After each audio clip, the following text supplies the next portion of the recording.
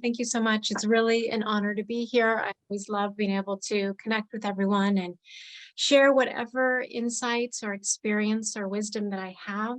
My biggest priority is that it makes a difference in your life. And like Robbie said, we are all experiencing such high levels of stress. And it is taking me going on 5 decades to learn what I have learned, to share with you what I wish I had known in college. And I can only imagine, and for most, if not all of you, I can't imagine what is giving you stress. I can only make guesses, but I hope these tools help. So I will go ahead and share my screen. There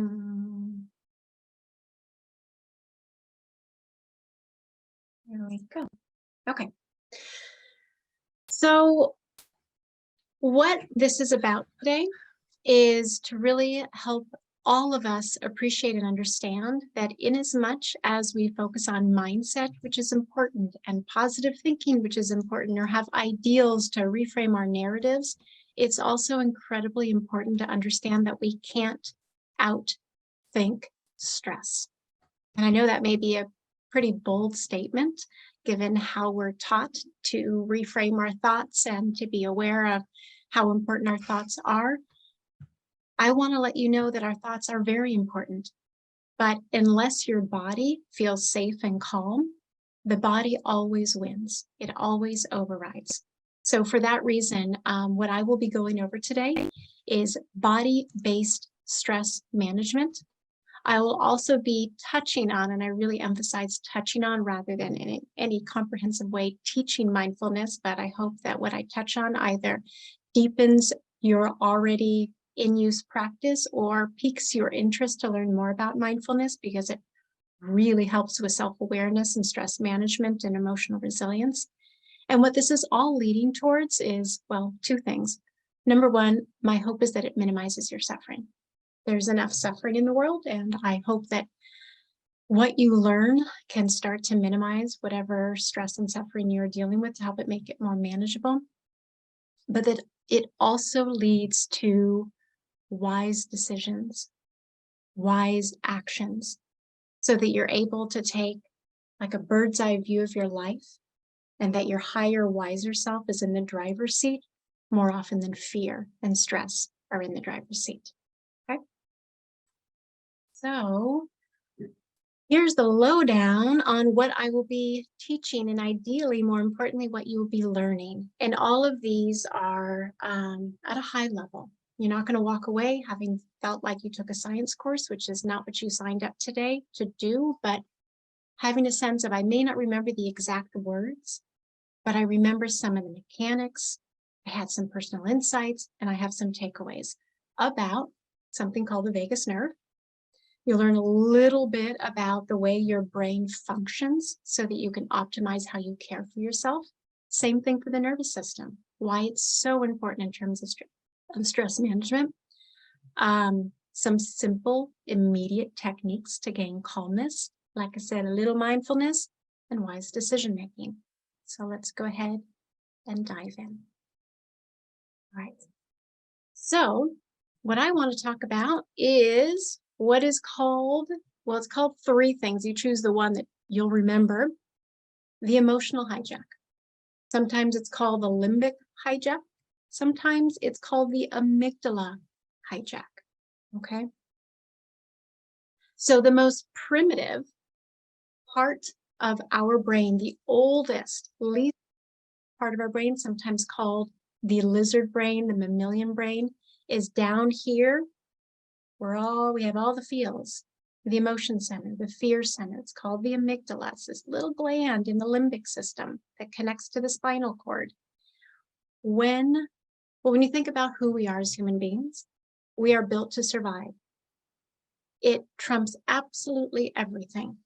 If there is any sort of threat, real or imagined, we're not living on the Serengeti. There is not a cheetah chasing us, but there's so many different threats, whether it's the threat of not having enough money, the threat of a deadline, the threat of someone broke up with you, the threat of so many things. I have to give a presentation, or I'm not prepared for this job interview, whatever it is.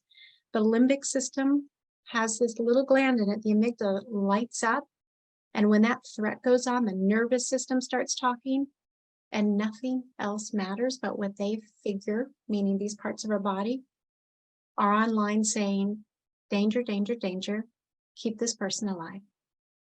Okay. So I'm going to kind of break this down and explain what I'm talking about in greater detail. Going back to what I started with, that you cannot outthink stress.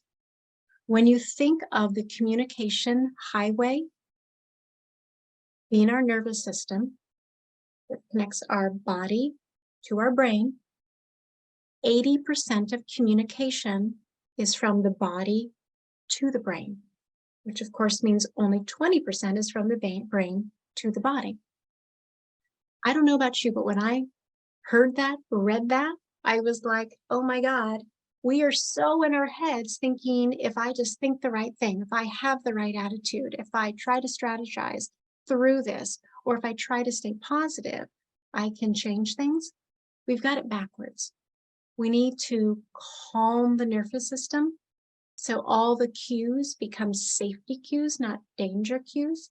And so our bodies know that we are safe so that we can get this little green part here, as well as a bunch of other parts that I'm not going to get into, but I'm just focusing on this green part here. That is the prefrontal cortex. That is the most evolved part of our brain. It is the part that is responsible for what they call executive functioning, expansive thinking, someone who can look at a situation from this 30,000-foot view and say, what really is the wisest choice?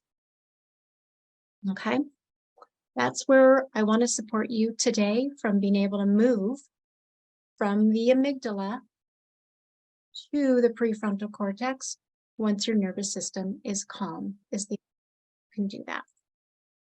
Okay. Thoughts or questions? Anything coming up before I move on?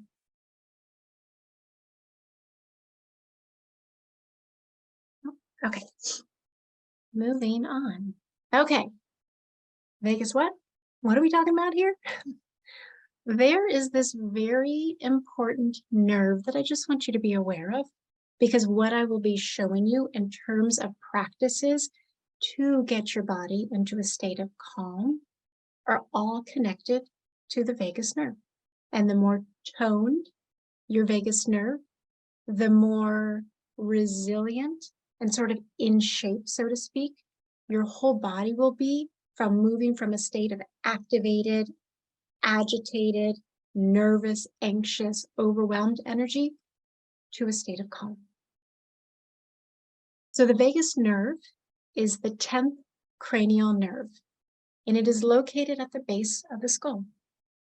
And the really fascinating thing is that it meanders and travels throughout the body, touching all of the major parts of our body, like the lungs, like the liver, like the intestines. So when I was talking about the highway between the body and the mind, the vagus nerve is one of the main communicators, one of the main messengers.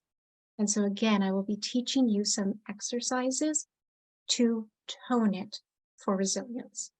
It also travels up around the ear and around the eyes, around your whole scalp.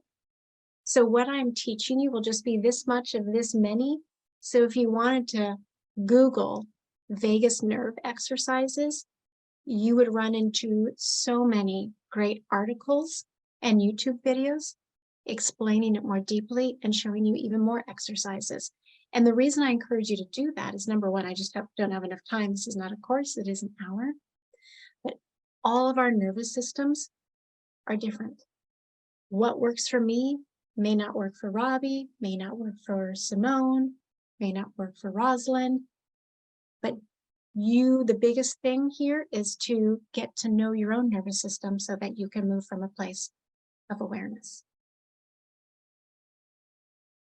Speaking of place of awareness, and this goes to mindfulness, which I will be touching on briefly. One of the, if not the most essential starting place, is to know what is happening for me. How stressed or not stressed am I? Because it is that place of self-awareness that will allow you the insight to know how to care for yourself. Okay? And so I want to put it very clearly and give you a framework that ideally is very immediate. And that framework being a traffic light. There's something called Polyvagal Theory. Don't need to get into it, but this is where it comes from. And Polyvagal Theory helps with trauma, helps with stress management. It's being practiced, whether they're being spoken to, whether it's being spoken to when people do Tai Chi, when people do mindful breathing, whether people do yoga. We are always working the vagus nerve. Those are ways to. But I want you to, anytime, whether you are in a classroom, at work, hanging out with family and friends, whatever situation you're in, that you can say, okay, green light, I am feeling calm. I am feeling present. I'm not struggling to find my words. I'm not struggling to catch my breath. I feel in my body. I feel connected to joy and spontaneity. I laugh easily. I can feel my feelings. That is the place we want to be as much as possible, because when our nervous system is in that place, again, we are connected to our prefrontal cortex. And if that state of nervous system regulation had words, it would simply say, I am. Okay? Now, where a lot of us live far too often is in yellow. That's when we get into what is called sympathetic activation. Sympathetic branch of the nervous system, easier way to say, when you are nervous, when you are anxious.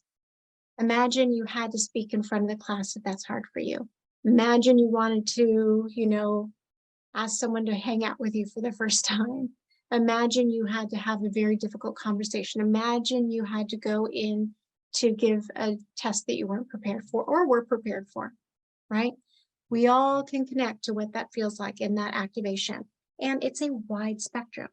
There's the good activation, like what I had before giving this presentation. I wasn't hijacked, but I had more energy than if I was going to, hang out with my husband and watch Netflix. Okay? It's an aroused state, and it's a good state if it stays in a nice zone, but often it doesn't.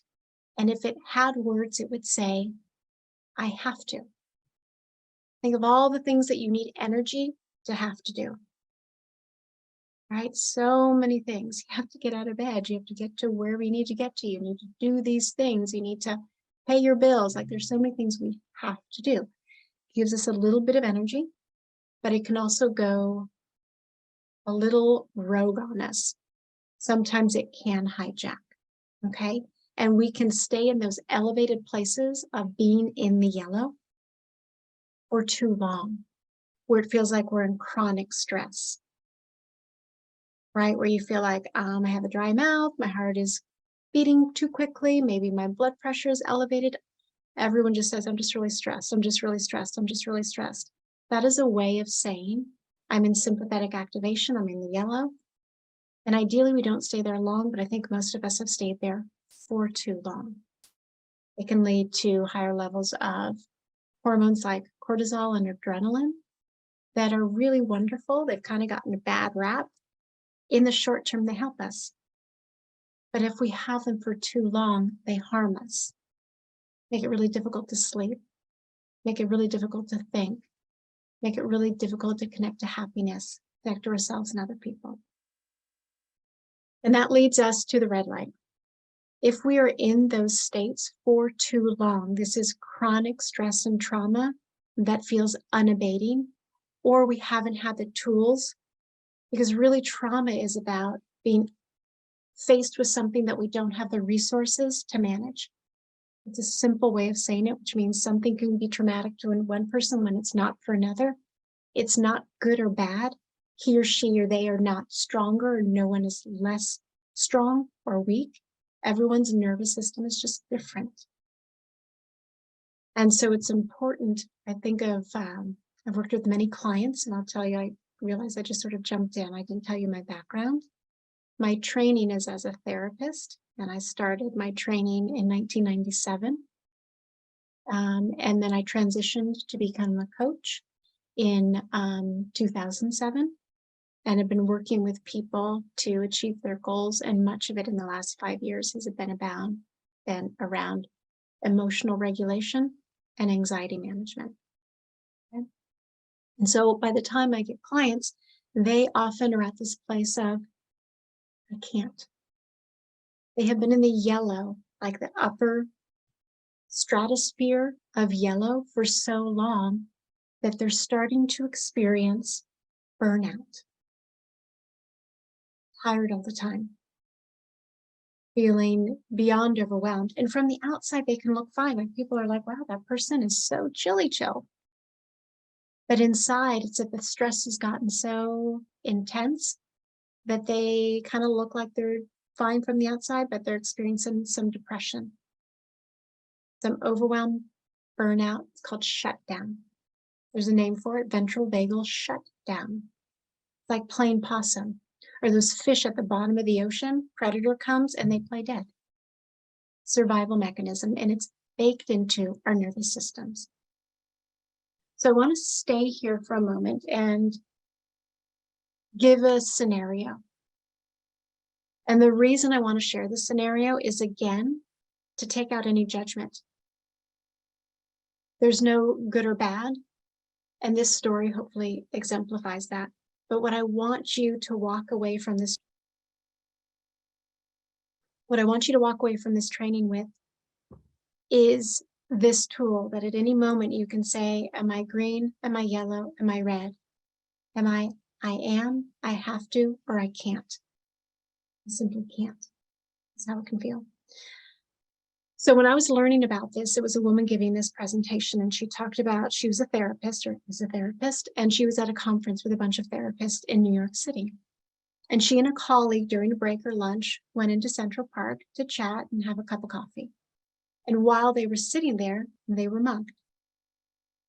And what was interesting in terms of how she was sharing the stories, she said, without thought, this is beyond thought when our nervous system goes into action or goes into inaction. She said, I just started wailing on the guy. I started screaming. I was just, pounding him with my purse.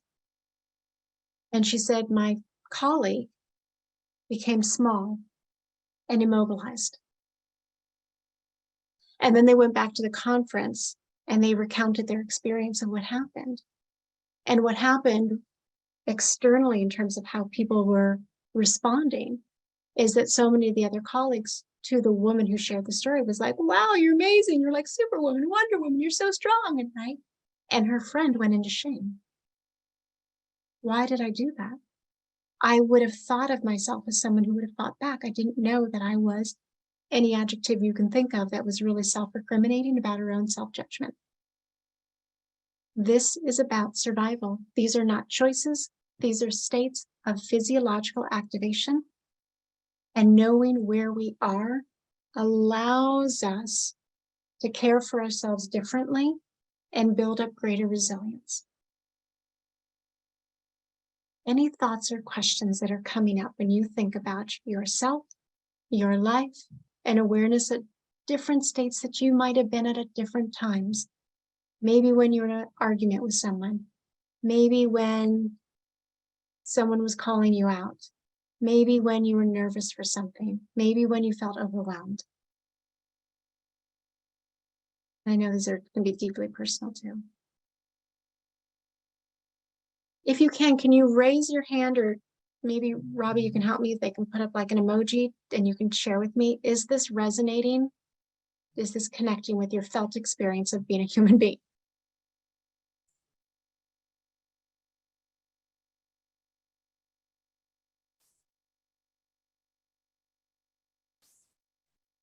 Okay. Can't see everybody, but I can see some hands. Okay. Yeah, some hands going up. Okay, fantastic. All right. All right. So here is the first tool, practice to tone your vagus nerve. What's coming? I almost forgot my own slides.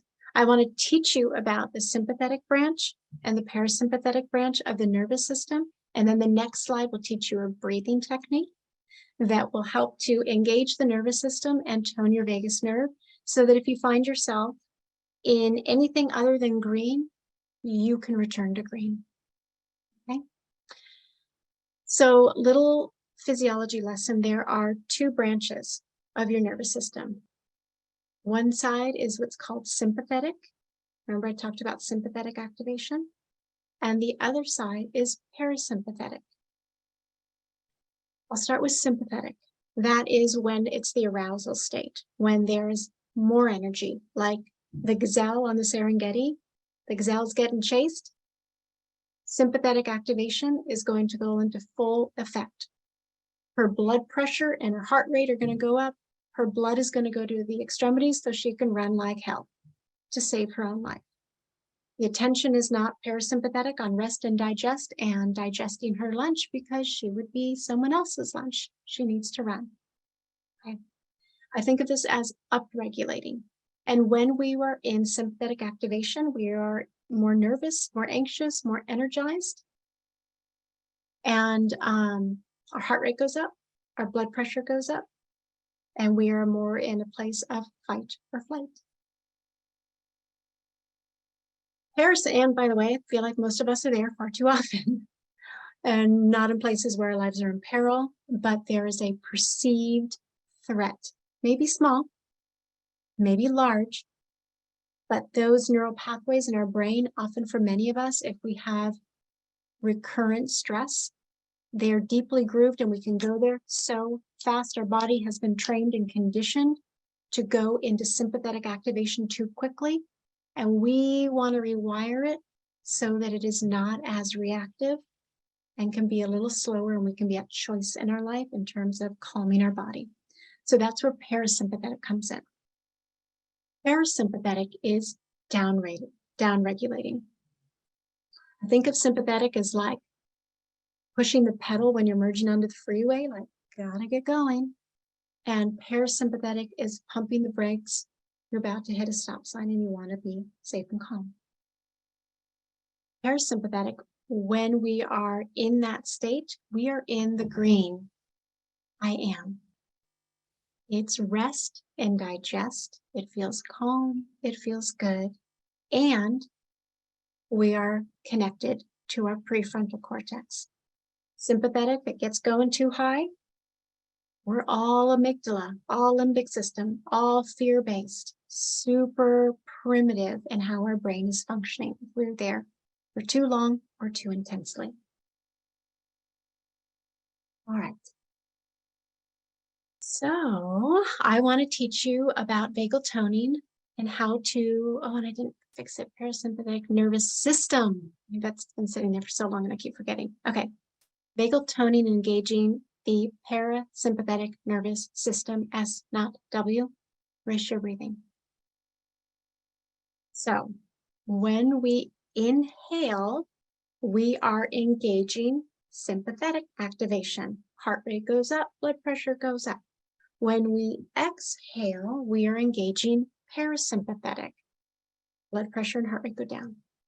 So what's so beautiful is that just through the breath, and this is only one breathing exercise. Again, if you want to Google it, you will find many breathing exercises. Find the one that you like. In my work, this one is the number one easiest to teach, number two easiest to remember, number three for me, it packs the biggest punch, gives you a lot of bang for your buck. You can start to relax quickly. So the way it works is that you inhale through your nose with your mouth closed for a count of, you choose what your body needs is about tuning in. Maybe it's a count of 4, maybe it's a count of 5, maybe it's a count of 6. There's no magic number. The magic is in the ratio. Typically speaking, when I'm tuned into my body and I'm in a relaxed state, I'll breathe in for like a count of 4. And then here's the magic. It's when you exhale through your mouth through pursed lips, as if you are blowing through a straw. And the reason this matters is because it slows it down, like versus a different quality of extending the breath. And the ratio is a shorter inhale through the nose to a longer exhale through the mouth. And so I don't want to give you a number because I want you to tune into your body. It might be 8, it might be 10, it might be 12, it might be 20, as long as you really are feeling like you are exhaling all of that breath. And so one breath cycle is in through the nose, out through the mouth. That's 1. 2 is in through the nose, out through the mouth. That's 2. So what I would like you to do is to practice 1 in just a moment. I'm just going to tell you the directions and then we'll all do it together. We're practicing 1 just so you get the mechanics down. And then the magic number to really calm the nervous system is to have 6 breath cycles. Okay? And one more thing I want to say. I have been in many activated states in my life. I teach this because throughout my life, I've struggled with anxiety. And if any of you have ever struggled with anxiety, you know it is highly unpleasant. And I've been in more than one situation where I have a very well-intentioned person say, just breathe, it's okay, just breathe. Often when we are stressed out and anxious, we're hyperventilating. We're actually increasing our own arousal and anxiety. So often when you're stressed out, instead of starting with an inhale, it might actually feel more helpful to start with an exhale before you begin. But again, it's about personal awareness, knowing your nervous system, what feels right when. What I'd like us all to do right now is to practice. In through the nose, just count 1, 2, 3, 4. Out through the mouth, as if you're breathing through a straw. And give you a moment to do that.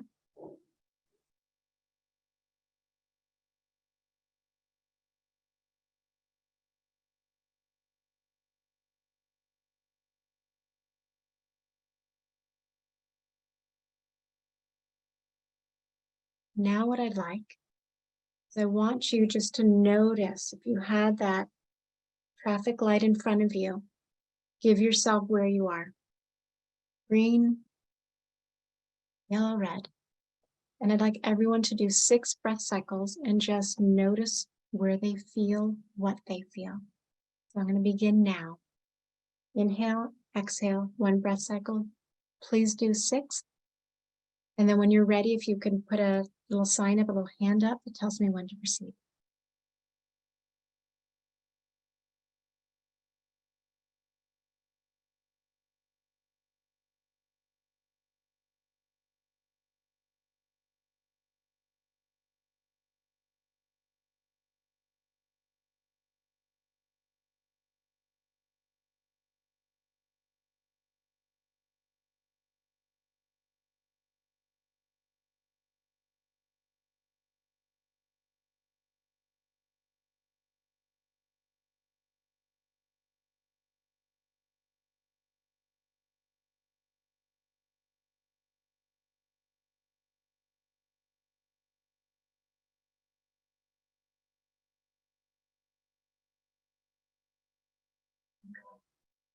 Looking like we got some folks who are finished. If you're not, that is okay.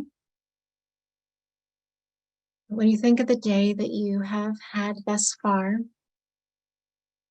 was 2:03 in the afternoon. Maybe there was a lot of stress for you. And I want you to just notice what breathing like this, ratio breathing, 6 breath cycles has done. For some, it may feel profound and like, oh, wow, what a relief. For some, you're like, maybe a little, I could use a lot more. Whatever it is exactly where you are. And that's exactly where you are. There's no right or wrong. It's just curiosity and neutral awareness. Okay? Did anyone notice a difference? And you can put into the chat. I felt more relaxed, Didn't feel natural. Anything is fine. There's no right or wrong. It could even be one word: good, bad, relaxed, nice, confused. Any words would be great.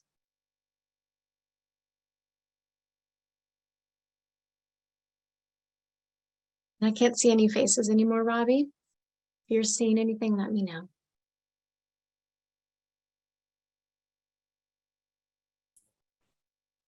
Yeah, the chat is active, so I can read a few. Felt more relaxed, calm, a nice break from a busy day, more relaxed, more in control, very calm and relaxed. Good. Well, the beautiful thing about this, and I'm about to teach you more vagal toning, is that this is always available to you. It's part of what is always one of your resources when you feel like life is getting a little overwhelming. I encourage you, before a difficult conversation, before you make up your mind about what choices you should make, what reality is, if you're feeling emotionally activated or in a spiral, take the time that it took, 6 breath cycles, to calm your body so that you can literally be in your right mind. Okay? The next tool I'm going to teach you, and this one is more complicated, so I actually do encourage you to Google this. It's called Emotional Freedom Technique, EFT. It's more vagal toning and engaging parasympathetic nervous system. And there's one part which is tapping, and then there's also humming, okay? All of these tone the vagus nerve. The reason I didn't say this, and I know that it is noteworthy, the reason, the mechanics of it in terms of toning the vagus nerve, remember I showed that picture of the vagus nerve and it showed the lungs? The vagus nerve touches the lungs and the diaphragm, or at least meanders around the lungs and the diaphragm. So when the diaphragm and the lungs are expanding and contracting, it is also expanding and contracting and touching the vagus nerve where the toning is taking place. Okay? And so humming is the same. I'll get there in a moment, because humming, when you think about it in terms of our ear and down our spinal cord and our throat, that's vagus nerve activation, and you're vibrating it, which is a way of toning it.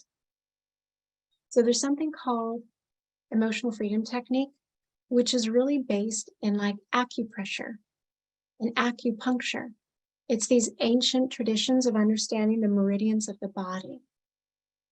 And so I'm going to show you the mechanics, and then I'll demonstrate how you can couple words and beliefs to calming the nervous system.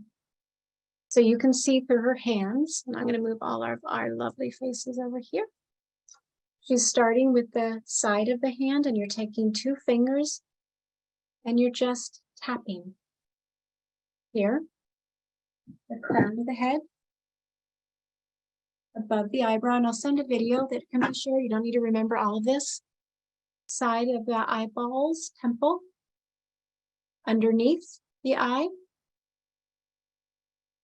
underneath the nose, the chin, clavicle, and then on the side of your body, sides of your body. Those are the places. Pink, pink, pink, pink, pink, pink, pink, pink. Okay? The video will be coming. Some people this works for, some people it doesn't. It's all just based on what your nervous system likes and responds to, and what it is not as happy about or does not respond to. You get to learn you. But let's say you did poorly on an English paper. You did poorly on some assignment in one of your classes, and you get activated. Either you go into shutdown, or you get into nervousness, and you get into a spiral. And we, from our emotions, start to create different thoughts or beliefs. This is where mindfulness comes in, because we can be held hostage by our thoughts and our beliefs that can lie to us. I'm not good enough. I'm smart enough. I never should have done this. What am I thinking? I'm going to fail. Person's going to be disappointed in me. Like all of these very catastrophic belief systems, not just about what we've done, but who we are, can easily take over, and they can lead to things like anxiety, depression, low self-worth, imposterism.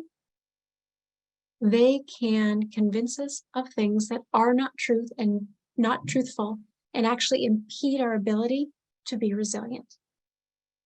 And so, let's say I did badly on a test, and I'm recognizing I'm going there, and I'm going, ooh, I'm yellow. I'm in activation. I do ratio breathing, and then I'm starting to still notice I'm going to old habits of thought, old belief system. Maybe my mom taught it to me. Maybe my dad taught it to me. Maybe someone in my life taught me ways of thinking about myself that are not helpful in my desire to achieve graduation, a future I want to encounter for myself. You can do, even though, always starts with even though I did poorly on that test, I still fully love and accept myself. Even though I did poorly on that test, I can still study and do well on the next one. Even though I did poorly on that test, I still fully accept and believe that the future is promising. Even though I did poorly on that test, I still trust that with hard work, I can achieve my goals. Okay? So there are many ways that you can do this. You can make it into a story as long as you are acknowledging, even though this happened, that was difficult, remembering outcomes that are going to support your nervous system and your brain and believing other things, because you are hitting these pressure points that almost synthesize belief and replace old faulty wiring with greater optimism and belief in yourself, to train your nervous system and to synthesize who you are into the choices that will support who you are when you are at your best. Thoughts or questions? Because I know this is a different one. Nervous system regulation plus shifting beliefs and narratives, self-referential narratives, who I am. When we make mistakes, it doesn't make us a loser. It's a learning opportunity.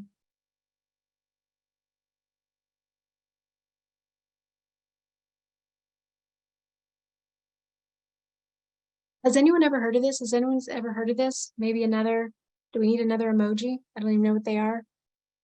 No emoticon.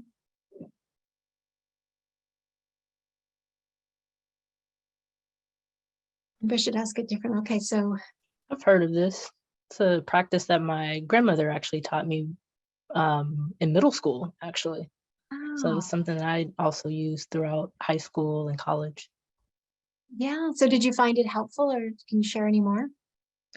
I didn't find the tapping as helpful as my grandmother did for herself, but I did find humming very helpful. Movement, just moving my body, does a lot of help for me. And also deep breathing and practicing other exercises with breathing as well, like alternating the nostrils and things of that nature help as well. Oh, wonderful, wonderful. What I love, and Simone, that was you? Yeah, okay. What I love about what she shared, it really underscores what I'm saying. Some things people are like, wow, that was such a breakthrough. I wish I knew that before. That's my jam. And other people are like, that just doesn't work for me. Everyone's different. The awareness is key. And so I want to just jump into humming. And I want to share with you a way of thinking about this, okay? So when we are in the amygdala hijack, the emotional hijack, and we're in sympathetic activation, often what is happening is we are time traveling. We're going to the past, we're going to the future, we're anywhere but the present moment. And that causes even greater activation of the nervous system. And so I like to think of it like exercise, like a compound moon. I want to get the most move. I want to get the most bang for my buck. I want to do a squat while I'm doing an overhead lift. Okay. So The compound move is to hum while I'm either making up a song or singing a song I know. One part of that move is that the humming is vibrating the vagus nerve. That engages relaxation. And think about this, like monks who chant, gospel choirs, singing in church, having a group of children together and singing. Whether the teacher or pastor, whomever, choir leader is aware of this, they are calming and connecting people, vibrating the vagus nerve. While I'm humming or singing, I want to make up a song. And the reason is that when I'm getting to thinking of words, even if you're not making up one, even if you're singing happy birthday, you're getting out of time travel. When we're in time travel, we have monkey brain. We're all over the place. It's totally undisciplined. It's chaotic. It's frenetic. When we have to think of words to a song, it focuses our brain. It goes from, in mindfulness terms, what is called default mode network, monkey brain, to task positive network. People who meditate a lot are often in what's called task positive network. They're focused on the present moment and they're focused on one thing. That one thing are the words. So if you're just even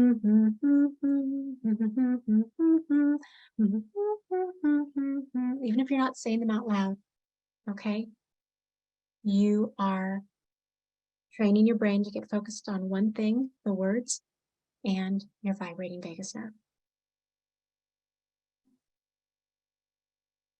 Getting back to what Simone was saying. Move our faces again. I'm going to tell you a little story about why this is so important. So much of the time we're sitting in our chairs. So much of the time we're sitting in front of a screen. Often it's a phone, right? And our head is down and we're just locked and immobile. Our bodies were not meant to be locked and immobile for such long periods of time as the modern world requires. We are born to move and we are not moving. And stress gets locked into the body. So I saw this horrible video. It was horrible to me because I love animals, but it was actually, I think it was Greenpeace. They were trying to track and tag a polar bear. And so you being the viewer, are in the helicopter with these people, and they are flying over this poor polar bear who's running for its life. That's the first scene. Second scene, they are down on the ground in the snow with the polar bear. He has been tagged, and they had to tranquilize him, of course. So they wanted to hit him with a tranquilizer gun. I forgot that important part. They want to hit him with a tranquilizer gun. He's immobilized. They put the tag on him. Now he's starting to come to. And apparently there were some people there who had never been a part of this, and they see the polar bear start to go into like convulsions, and they're like, oh my God, what did we do? What's wrong with this? No. That's good. That's good. That is going through the cycle of adrenaline and cortisol release. This is the discharge so that that stress doesn't get caught in the animal's body. It's so this traumatic event can be resolved and not cause harm, so that the polar bear can wake up and move on without having an inflammatory effect that stays with him or her. Okay? Think of us. We may not have been hit with a tranquilizer gun, but we are like proverbially, metaphorically hit with lots of stressors that hit us. But our adage is never let them see you sweat. So let's say you're in a situation where you're nervous, but you don't want anyone to see that you're nervous.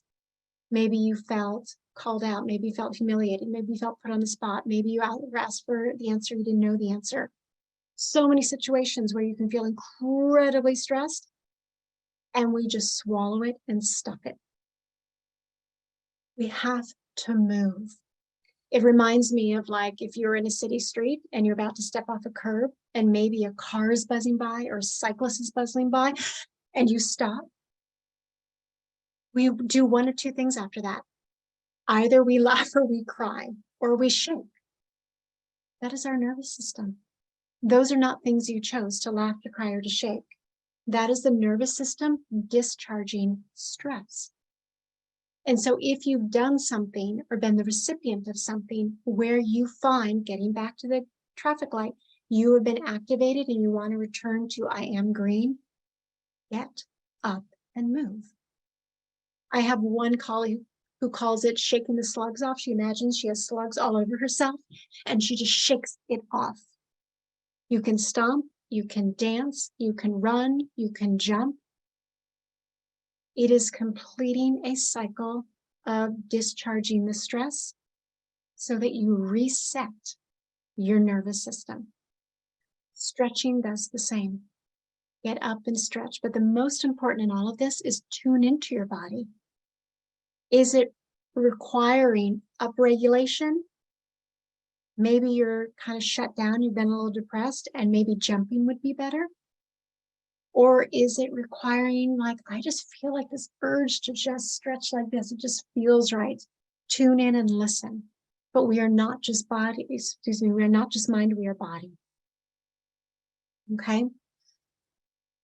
Thoughts, questions, feedback, resonance, like I'm getting this, I'm feeling this. Any little emojis to tell any one of us, especially me, because I can't see any of you, what you're feeling or thinking?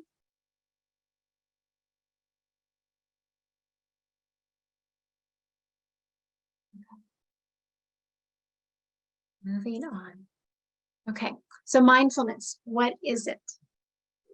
It's a word that's bandied about a lot these days, and I'm really glad that it is. It's becoming part of the more common nomenclature that people are talking about this stuff, which is fantastic. But seldom are we pausing to say, what is everybody talking about? The simplest way that I think about it, mindfulness is sustained, present moment awareness. Now, as fancy or simple as that sounds, sustained present moment awareness, I believe too few of us live too seldom in that space. We've got our list of things to do. We've got our plans. We've got DMs coming in. We've got all these notifications. We've got a life where we're constantly moving and shifting. It is important that even through the breath, we just stay in the moment. And again, in staying in the moment, when we're tuning in, where am I in this moment? It is from a place of neutrality. There is no judgment. There's no right or wrong. It's just noticing and curiosity. What am I noticing? And instead of adding labels to it, just sensations, I'm noticing tightness. I'm noticing heat. I'm noticing prickliness, connecting to the body. Notice I went to the body, not to the thoughts. The thoughts matter. So let's say we are in either yellow or red.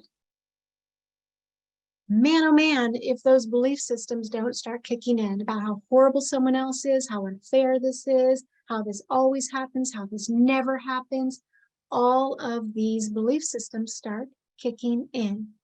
All of these senses of who we are in the midst of the story we find ourselves in start to kick in. And so it's really important in these moments, because what we're really talking about here, folks, is emotional regulation so that we can make wise choices in our lives. Not from a reactive, activated place, but from a calm place of being in the moment so that we can reflect on ourselves and do what is in our best interest, both in the short term and the long term. So let's say you've just been activated by whatever happens. The common question, I'm not saying this is a bad question, but I think we employ it far too often, is we say, why is this happening? Why am I here? Why am I feeling this way? And hear me, I'm not saying that you should not ask why.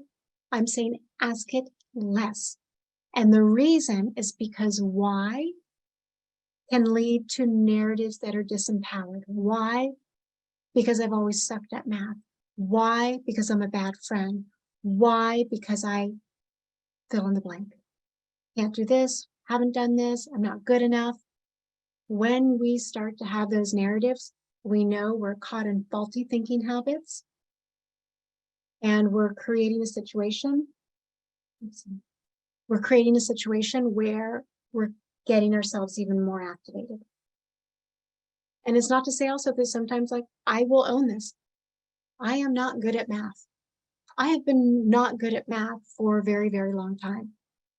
I'm not saying never say anything that is not accurate and not ideal, but I'm saying if you're caught in the spiral, is it helpful or is it hurting? I encourage you to say what. Instead, start the question of what do I need? Instead of why is this happening? Why am I doing this? Say, what do I need? Do I need to stand up and shake it off? Do I need to hum? Do I need to breathe? Do I need to call a friend? Do I need to call my coach? Do I need to reread the instructions? Do I need to take a nap? Do I need to be kind to myself? And that's what I'm hoping, teach a lot of self-compassion. Do I need to give the advice that I would give my friend who I care about? What do I need? If you shift that, that also helps regulate the nervous system and reframe your thoughts. It goes by so quick. Okay. All right.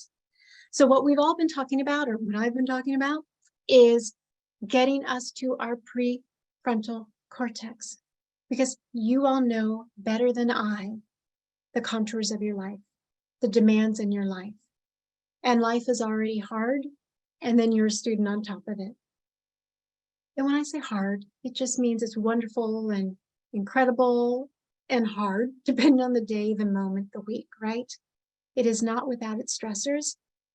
And there's so many places that we can go when we get in a hijack that keep us small, that keep us locked in fear. I do not espouse living a life of fearlessness. We are human beings. Fear is really important. But do we want it to be in the back seat, or do we want it be steering the direction of our lives and our decision making? So what I've taught you up to this point is how to calm, some tools to calm your nervous system so that you can be in your prefrontal cortex and you can look at the situation you're in and make a choice that supports your goals, your values, your ideals, your dreams. Because if you're activated, those things are not showing up. Fear is saying, you can't, you shouldn't, you won't, you're not good enough. Okay? And so, mindfulness is not just something that you're doing when you're sitting on a meditation cushion. It is an active place. It's a place of engagement in your life. And so I want you to think of either where you are in this moment, if you have a big decision in front of you, or the next time you have a big decision, I want you to start with long term.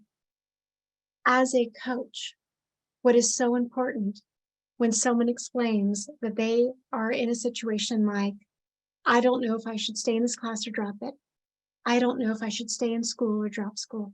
I don't know, like one of these major turning points in in your life, or maybe a small one, but it's still something that's really cycling. Start big. You want to get to the vision of who you are. You want to get to the vision of what's going on in your life. So here's some questions. Which decision will lead me with the most regret? Which will leave me with the most regret in 1 to 5 years? Which will leave me with the least regret in 1 to 5 years? Which decision is most aligned with my values, my dreams, and my integrity? How does my wise and older self view this juncture in my life? Call on that person. Which decisions will benefit any of my present or future children? Which decision will leave me feeling most proud of myself? That's all long-term. And know that I get when you're in the middle of a storm of chaos, it's like, that's all great and all, but I got a lot of crap to clean up here. I get it. Start big, and then we go small. We're in a prefrontal cortex, short-term decisions. What is the very first thing I need to do to get me from where I am now in this storm of yuckiness to where I want to be in a month, a year, 5 years? It's the first thing I need to do. Maybe what are the first 3 things I need to do? Who do I need to talk to first? Are there any short-term actions or responsibilities that need my attention now? What am I willing to give up now that might be hard, but that will be manageable? What, if anything, do I need to deprioritize or let go of? Is there a way to choose the harder long-term goal, but more aligned choice in the near future and start to take small steps today to make that possible?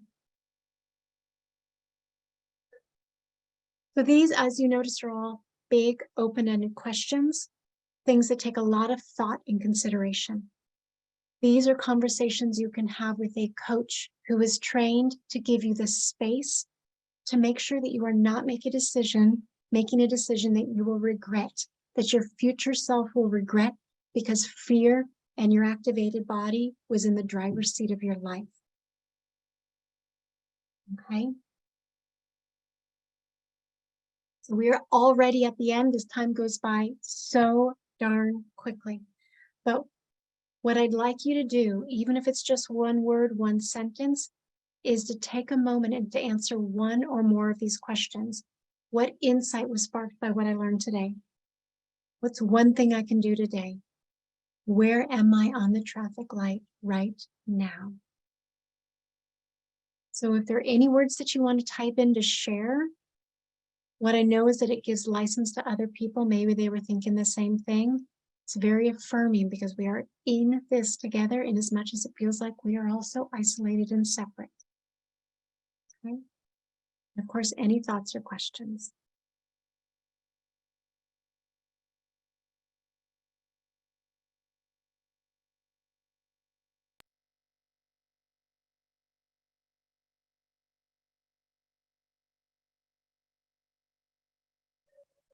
I'm reading over them right now. And I want to thank you all for your time. If you have time, I know everyone is moving from thing to thing. I've got a minute or so more. And these are very important. Focusing on the long term, being mindful of choices, paying attention to the body. Really, really good.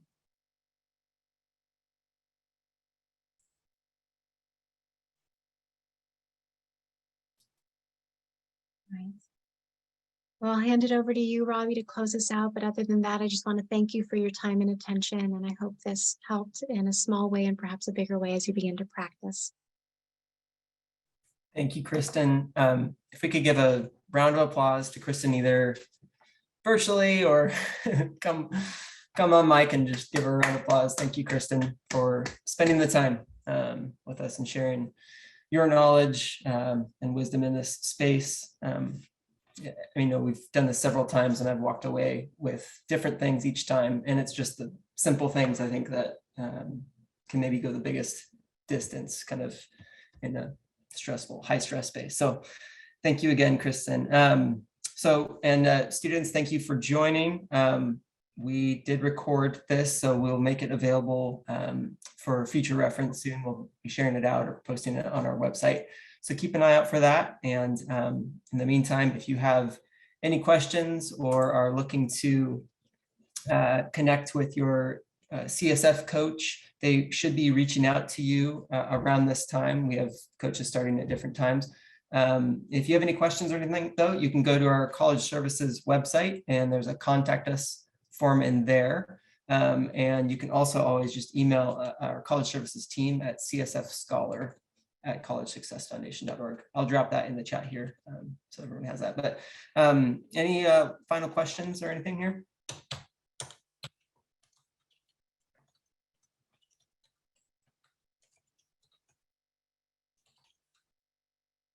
Awesome. Thank you, Rosalind.